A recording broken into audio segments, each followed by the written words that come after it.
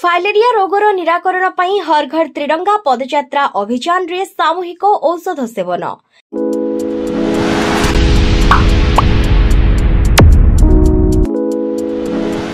Filaria रोगर निराकरण ପାଇଁ हर घर त्रिरंगा पदयात्रा अभियान रे जिलापाल हेमकांत सय फाइलेरिया औषध सेवन करी शुभारंभ करने सहित सेमानंकु एही औषध सेवन ପାଇଁ निवेदन करथिले एवं समस्तंकु खाद्य खाई सारिबा परे आइवरमेक्सिन डीईसी अल्बेंडाजोल बटिका खाइले आमकु गोदर गोड़ हाइड्रोसिल भली मारात्मक रोग हेबो नाही बोली कहिथिले।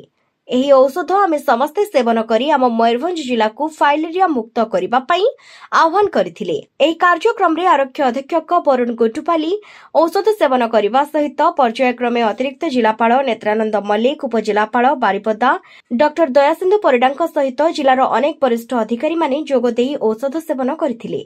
मयूरभंज बारिपदारु रामचंद्र दास का रिपोर्ट, दिगंत न्यूज।